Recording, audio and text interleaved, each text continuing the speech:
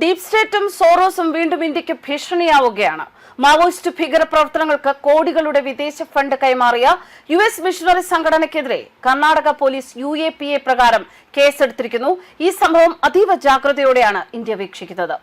പ്രധാനമന്ത്രി നരേന്ദ്രമോദിയുടെ രക്തം ദാഹിക്കുന്ന സോറോസ് ദൂതന്മാരാണ് പിന്നിൽ എന്നത് ഇന്ത്യ തള്ളിക്കളയുന്നില്ല. മാവോയിസ്റ്റുകളെ ഇന്ത്യയിൽ വളർത്തി ഇന്ത്യയെ ഭീകരവാദത്തിന്റെ പറുദീസയാക്കുക എന്ന ശ്രമം എന്നാൽ പാളി. മതം മാറ്റ സംഘടനകൾ, NGOകൾ ഇങ്ങനെ വ്യത്യസ്ത തലങ്ങളിൽപ്പെട്ടവരാണ് സോറോസ് അജണ്ടയുടെ ഭാഗമായി ഇന്ത്യയിൽ ഇത്തരത്തിലുള്ള ഗൂഢ പദ്ധതികൾ ആവിഷ്കരിക്കുന്നത്. എൻഫോഴ്സ്മെന്റ് ഡയറക്ടറേറ്റ് നൽകിയ ഒരു പരാതി പ്രകാരം ദ തിമോത്തി ഇനിഷ്യേറ്റീവ് എന്ന മതമാറ്റ സംഘടനയ്ക്കും 6 പ്രവർത്തകർക്കുമെതിരെയാണ് UAPA ചുമത്തിയത്. ബംഗളൂരു കൊത്തന്നൂർ പോലീസിന്റേതാണ് നടപടി. NGO എന്ന പേരിലുള്ള സംഘടന 92 കോടിയുടെ വിദേശ ഫണ്ട് മാവോവാദി മേഖലകളിലേക്ക് ഒഴുക്കിയതായാണ് കണ്ടെത്തൽ. ദ തിമോത്തി ഇനിഷ്യേറ്റീവ് പ്രവർത്തകരായ Jonathan S, Rajan Micah Mark, Ajith Varghese Mathai, Varghese Chacko, Bablu Kurmi, Supreme Joy എന്നിവരാണ് അന്വേഷണം നേരിടുന്നത്. ഇവർ രാജ്യസുരക്ഷയ്ക്കും സാമ്പത്തിക ഭദ്രതയ്ക്കും ഭീഷണി ഉണ്ടാക്കി എന്ന് പോലീസ് കണ്ടെത്തിയിരിക്കുന്നു. കേസിൽ പ്രതികളായവർ വിദേശ ഡെബിറ്റ് കാർഡുകൾ വഴി പണം പിൻവലിച്ച് കർണാടക, ഛത്തീസ്ഗഡ്, ആസാം മാവോയിസ്റ്റ് മേഖലകളിൽ എത്തിച്ചതായും തെളിവുകളുണ്ട്. 2025 നവംബർ മുതൽ 2026 ഏപ്രിൽ വരെ 6 മാസങ്ങളിൽ FEMA FCRA വ്യവസ്ഥകൾ ലംഘിച്ച് ഏകദേശം 92.55 കോടി രൂപയാണ് ദ തിമോത്തി ഇനിഷ്യേറ്റീവ് മാവോയിസ്റ്റ് മേഖലകളിൽ എത്തിച്ച് നൽകിയത് എന്നാണ് വിവരങ്ങൾ. ഇവർ വഴിയാണ് മതം മാറ്റത്തിന് പണം നൽകിയിരുന്നത് എന്ന് ചില സൂചനകളുണ്ട്.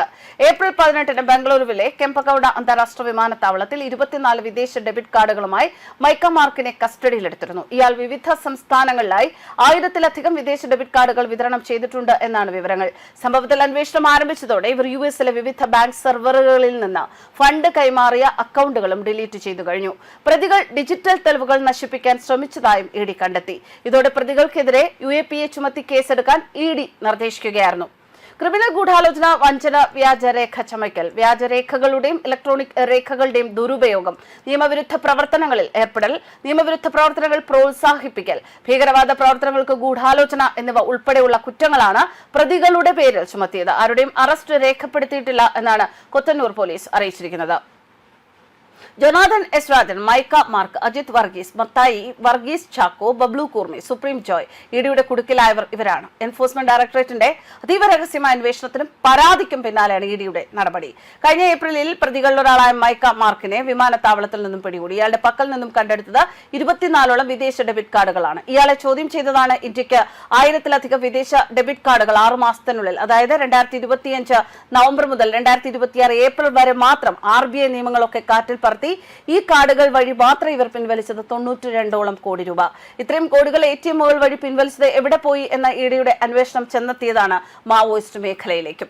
കർണാടക, ഛത്തീസ്ഗഡ്, അസം എന്നീ സംസ്ഥാനങ്ങളിലെ കടുത്ത മാവോവാദി ബാധിത മേഖലകളിലേക്കാണ് ഈ പണം മുഴുവൻ ഒഴുക്കിയത്. ഇതാണ് പ്രതികൾക്കെതിരെ ഭീകര നിയമമായ UAPA ചുമത്താൻ ED പോലീസിന് നിർദ്ദേശം നൽകിയത്.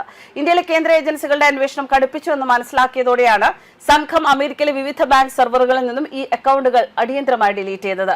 എന്തായാലും സംഭവം ഇന്ത്യ വളരെ ഗൗരവത്തോടെയാണ് കാണുന്നത്. ന്യൂസ് ഡെസ്ക് കർമ്മ.